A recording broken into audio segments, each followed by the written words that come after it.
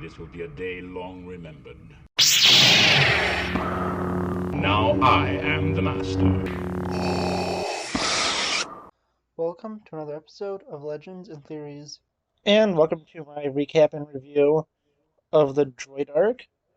And sorry if this comes out a little later in the day. I only have about an hour to work on this right now, and we'll probably be editing this today, so it really depends, but it may be out a little later in the day, so if it does, I am sorry about that. But it's a decent arc. Let's go straight into it.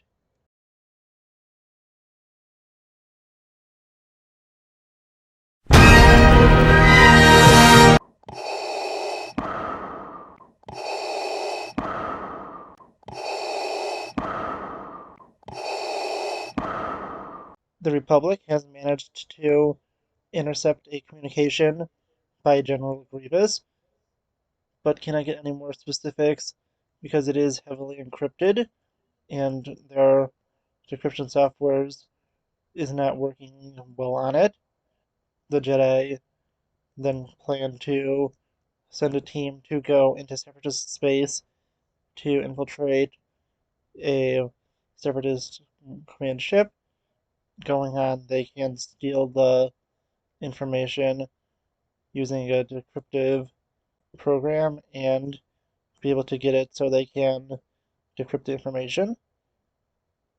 For this, they are sending a team of droids to be able to infiltrate Separatist space, and this is going to be greatly beneficial since the Separatist is using a droid army and would be far less suspicious of them over a group of clones. This group of droids includes the pit droid named Whack and the astromech droids M5BZ, U9C4, QT, and the heroic droid R2D2. They are placed under the command of Colonel Meeber Gascon, and he is sent on the mission since he is smaller and will be able to go inside of the droid BZ, who is getting an upgrade to be having his interior hollowed out and controlled by Colonel Gascon. The other droids, with the exception of Whack, all get upgrades, including R2D2 having his rocket boosters upgraded, U9C4 going and getting an advanced laser cutter, and the droid QTKT getting electro mines placed inside of her.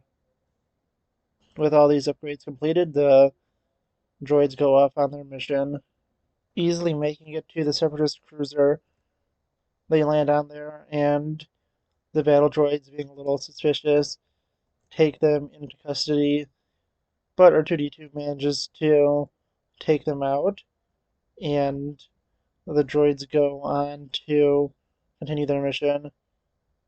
Making it through the ship, they have no real opposition until they are able to take out the power on C deck, where the decryption chip is stored, and the super tactical droid is a little suspicious by this and doesn't know what to do about it. The droids continue on and run into a pair of super battle droids and manage to make their way past them. They eventually get to the vault where BZ tries to hack in, but is disabled after learning it is an encrypted socket, and he is electrocuted, sent flying back. And trying to continue on the mission, the droids go on, and before they can, the droids get into a argument with Gascon, with the pit droid Whack being the one to direct their annoyance since he is the only one that is capable of speaking Basic. And as he argues with Gascon, who they learn is more of just a map reader and was sent since he was the only one they could get to fit inside of BZ, the pit droid Whack demands more respect as R2 quietly hacks into the panel and opens the door. Now they can continue on with their mission and make it into the room where the decryption chip is stored.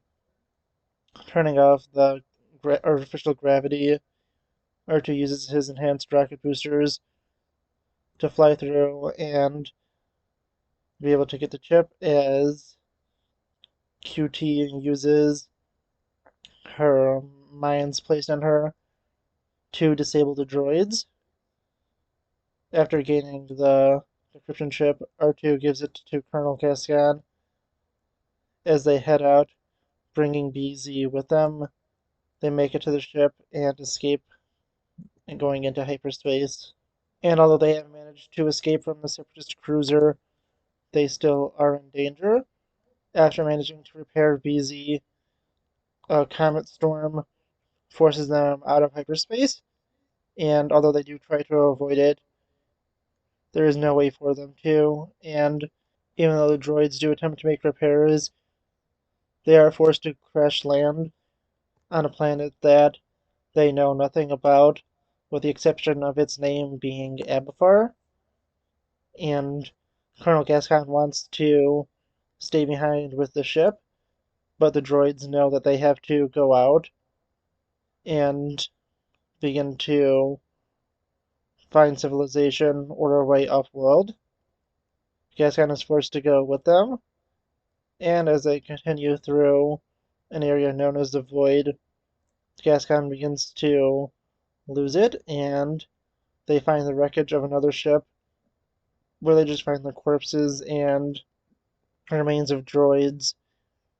Four people who just decided to wait with the ship for rescue. This helps convince the droids that they need to go on, and Gascon is beginning to lose hope and thinks that he is seeing a town, but it is just a hallucination, and he is starting to lose it. With this, the other droids, with the exception of Whack, see Gascon as a lost cause, knowing he is losing it and is going to lead them most likely to their deaths. They elect to follow R2D2 to lead them to civilization, and Gascon and Whack continue on, going through the void until they manage to find a group of native creatures who Gascon says knows the way to at least water or civilization, since they have been surviving on this planet for who knows how long. And they are eventually brought to a town by them where they are relieved. And through this, Gascon realizes that Whack is the one most loyal to him and gives him the rank of corporal, putting him as his second in command. They are both furious and annoyed to learn that R2D2 and the other droids have already managed to make it to this small town. And going through the town, they go to look for a place for Gascon to eat and the droids to be refueled. Finding a restaurant, they go in and they are not welcomed by the owner, a Celestin named Mr. Borkus, and tells them to get off. Going to the backside, Gascon is forced to eat through the garbage, and one of the dishwashers that works there, a man named Gregor, comes out and sees Gascon eating through the garbage and tells him that he could get him some food. Gascon quickly realizes that this man is a clone and tells him that he needs to get off of his current mission and has to help him, with his mission being far more important. Gregor has no idea what he is talking about and just thinks he is crazy and goes back inside to return to work, making Gascon frustrated. As this is going on, R2-D2 and the other droids have scouted out the town and quickly realize there are separatist forces here guarding a Republic shuttle.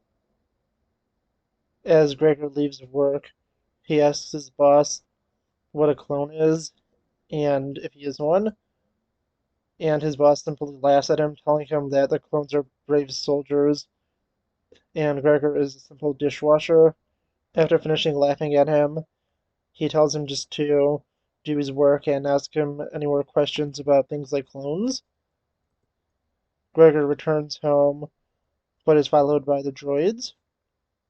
He is then shown a hologram of Captain Rex and is very confused, thinking that it might be him. Gascon goes to explain everything and that he is a clone, and it seems he has some sort of amnesia. Going through this, Gregor explains about his amnesia and how he is lucky enough to have a job. R2 goes and scans him to pull up his CT number and realizes that he is actually CC 557639 and is a clone commando who was reported missing in action at the Battle of Sarish, which was a devastating defeat for the Republic. Gregor then begins to believe them, going and not only shaving and giving himself a haircut, he is willing to figure out what really is going on and find his gear. They go to the restaurant and interrogate his boss, who tells him where the armor is, but saying that there's no way for them to escape from this planet, and soon they'll be returning to him and beg him for jobs. After dispatching of him and getting Gregor's armor, they begin to go to infiltrate the Separatist facility, where they see that there is many canisters of rhydonium there, and it is highly explosive, so they have to be very careful. Gregor goes to take out the droids and get the other droids on his team to the ship. Fighting through them, Gregor is forced to stay behind, letting the droids escape. He fights through them and destroys their rhydonium, causing a massive explosion, which they presume he has died in. Although unknown to them, he has somehow managed to survive this massive explosion, even though it causes far more damage to his head. Managing to escape from the planet on the shuttle, they use it to head towards a Venator-class Star Destroyer, which is in orbit. And they do try to contact them, but receive no information from them. Although the droids find this suspicious, Gascon, wanting to believe that all is well, decides to ignore their protest, and they go and exit the ship to meet with the command crew on the bridge, making it they quickly realize that the Venator has been taken over by droids and a tactical droid. They then are forced to retreat and go to the hangar, where they realize that massive amount of rhydonium has been placed inside of the ship, and it's going to be used as a massive bomb. Gascon still wants to leave the ship, but the droids realize not only are they in hyperspace, but also that this is going to be used to attack the Republic and force him to stay. R2-D2 finds an LP servant droid known as Bunny and tracks him down to find out where the rest of the crew is. Meanwhile, the super tactical droid sends out a squadron of buzz droids to go and deal with the droids. Bunny goes and leads them to the final few remaining members of the crew, all being droids who want to escape, but none of them are capable of flying a ship. So Whack goes and offers to find them off, quickly realizing that the location of the Venator's exit point will be a major Republic meeting spot where most of the top members of the military will be. Gascon finally realizes that this is a major problem and they have to find a way to defeat the Separatists and get a victory for the Republic so they don't lose their forces. But then they are quickly swarmed by the buzz droids, which they are able to defeat at the cost of BZ by opening the hangar, and BZ is lost since he's not able to activate his magnetic clamps in time, being pulled out into hyperspace and being destroyed.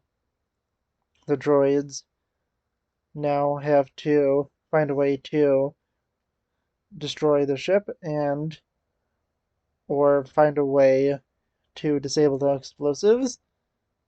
Gascon gives them an inspirational speech as a super tactical droid is concerned with no update from the buzz droids.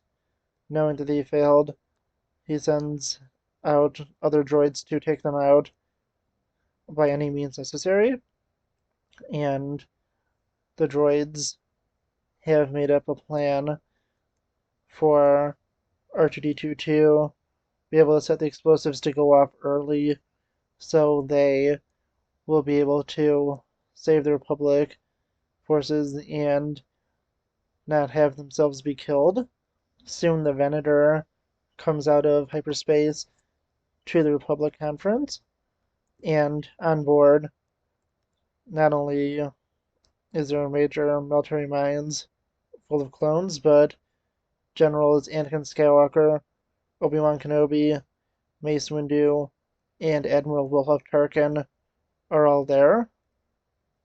As the droids prepare to escape, they are forced to leave R2D2 behind, who is holding off the other droids as he's managing to have the ship explode early. And on board the Republic conference, they have quickly realized what's going on, but are not able to send out forces quickly enough to deal with it.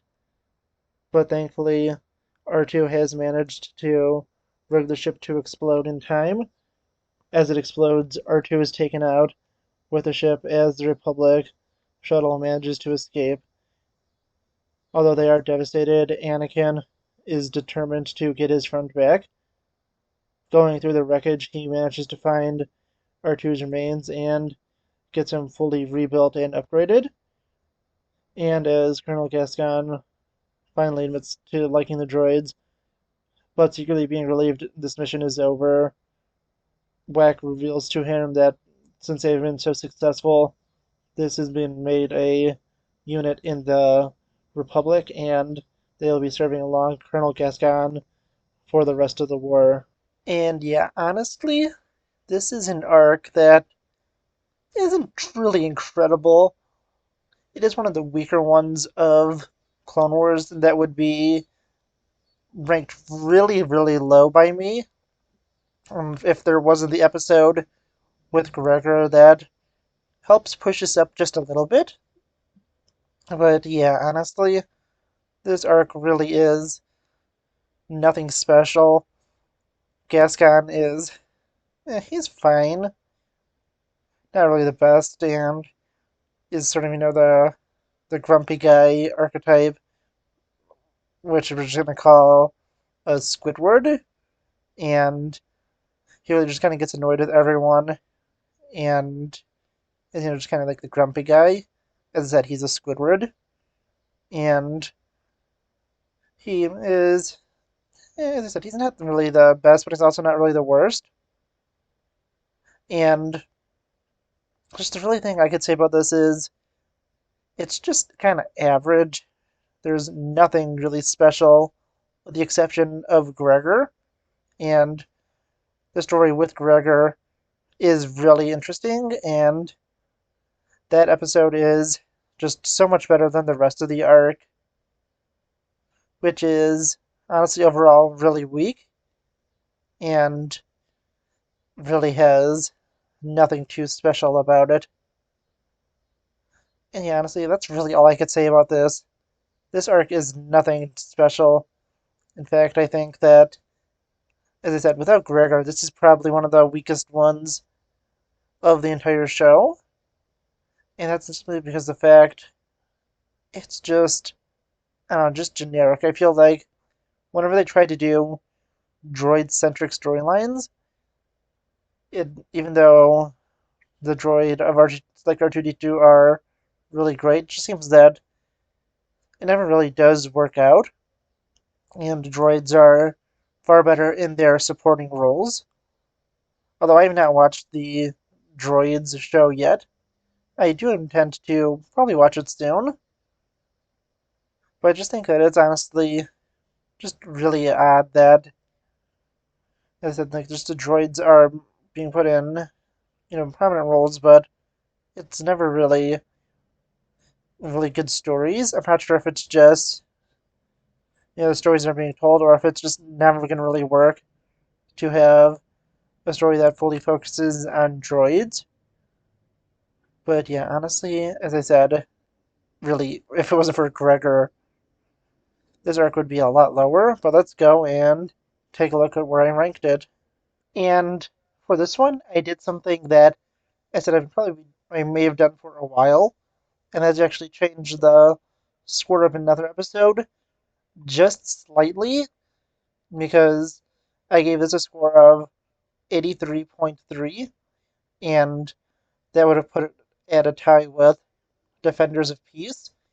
And I think Defenders of Peace, that storyline was just slightly better than this one. So I pushed that up a single decimal point to an 83.4. And I have said before that I would may have made those changes, especially if it's somewhere where it's really close. And looking at the episodes that surrounded it, I would definitely have done that because I think it's definitely better than Sphere of Influence, but just not as good as Defenders of Peace. So I just had to move it up a little bit because I had at this point a score of 83.2 and then an 83.3. So I just had to make that slight little change. But I think that's honestly exactly where it deserves to be. And just for the fun of it, I'm not going to have this actually on the list. But if I was to put it on here, it would probably be in the low 70s if the Gregor arc wasn't part of it, and would be just above the episode Shadow Warrior. It'd probably like a 73 or 74, somewhere in that range. But since the Gregor arc is there, it pushes it up from like a low 70s to low 80s, which is just it's how great that arc specifically is. But yeah, honestly, as I said, this arc really is nothing special, and the Gregor episode really does just push it up a lot. And I think my ranking would have been true, especially and if it is being generous just by giving that Gregor arc, pushing it up probably 10 points in this ranking. But I want to know what you think. Do you think that the Gregor arc, well, Gregor episode makes that much of a difference? Or should I have placed it lower? Because I think that it's really just the Gregor episode that pushes this into the 80s. And also, a fun little thing to mention is that all the droid centric arcs are in the low 80s to low 70s. and that definitely helps push the point that it really isn't ever done super well when they specifically only focused on the droids. In fact, the current lowest rated episode by me at least is the 3PO and R2 one. And there is one more video left in year 2, which I should easily be able to get out next week since it is only the episode with Darth Maul. I believe it is Revival. And that is, it's just an individual episode. So I will be able to easily finish up year 2 next week. And hopefully in 2 weeks, I'll be able to go and do the beginning of year 3 with the Maul and Mandalore storyline. And the only reason those are separated is since it is said that Revival takes place at the end of the second year, and the other arc begins at the beginning of the third year. And initially, I was going to have it separated between the two videos. Well, it was going to be in one of the two videos. Wasn't sure which one, but honestly just thought it would be better to cut off that episode and put it as part of year 2 and continue on with year 3, starting off with the Maul and Mandalore storyline. But once again, let me know what you think in the comments, and I'll see you in the next episode of Legends and Theories. Thank you for watching this episode of Legends and Theories. Please subscribe, like the video, share the video, leave a comment, check out the video on screen, and may the Force be with you.